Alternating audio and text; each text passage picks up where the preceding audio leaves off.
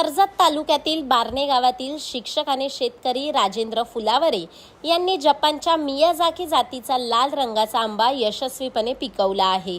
जगभरात प्रसिद्ध असलेला हा आंबा लाखो रुपये किलो दराने विकला जातो। फुलावरे यांनी 3 वर्षापूर्वी या आंब्याचे रोप लावले होते। या वर्षी पहिल्याच हंगामात 100हून अधिक फळे लागली।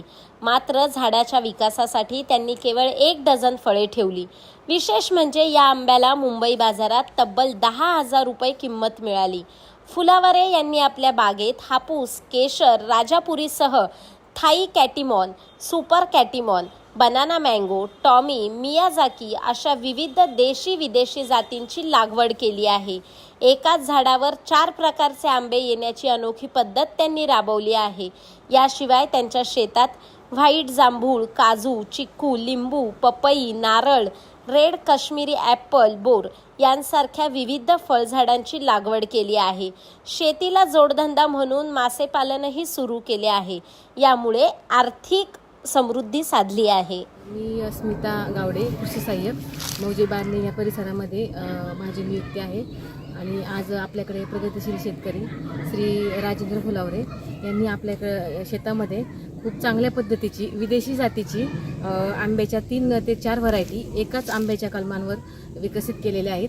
त्याच्यामध्ये थायो कॅटिमॉन, सुपर कॅटिमॉन आणि टॉम आणि एक बनाना अशा 4 व्हरायटी ह्या त्यांनी विकसित केलेल्या आहेत। आणि त्यांनी स्वतः या एक गावठी आंब्यांवर प्रयोग करून त्यांनी 4 जातीचे कलम करून ह्याच्यावरती जात विकसित केलेली आहे।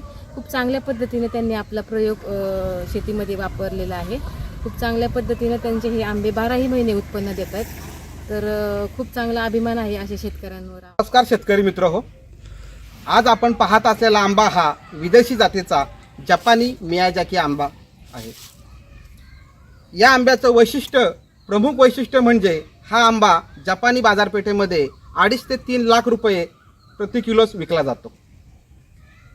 आपल्या आंब्याच्या झाडाची फळं ही साधारणतः पिवळी, हिरवी या रंगाची असतात। मात्र जपानी मियाझाकी मँगो हा सुरुवातीस निळ्या रंगाचा, गडद निळ्या रंगाचा, वांग्या कलरचा असतो। पिकल्यानंतर सफरचंदाच्या रंगाचा साधारणतः होतो, निळसर सफरचंदाचा आकार येतो। याचं वजन साधारणतः 350 ग्रॅम ते 600 ग्रॅम याच्या आसपास असतं।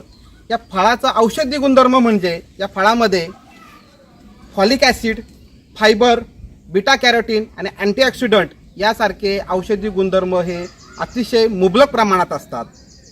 हा आंबा लागवडीस अतिशय योग्य आणि उत्तम प्रकारचा आहे। याचं कारण म्हणजे गेली 8 ते 10 दिवस कोकणात मुसळधार पाऊस आहे, वारा वादळ जोरात सोसाट्याचा आहे, तरीही आंबा हा टिकून आहे। पिकल्यानंतर सुद्धा सालीचं प्रमाण जाड असल्याकारणानं मार्केटमध्ये किमान 10 ते 15 दिवस हा सहज टिकून राहू शकतो। इतर आंबे 2 ते 3 दिवस राहतात, मात्र हा आंबा 10 ते 15 दिवस सहज टिकून राहतो। प्रायोगिक तत्वावर लावलेलं झाड आहे, मात्र याचं उत्पन्न अतिशय सुंदर आहे।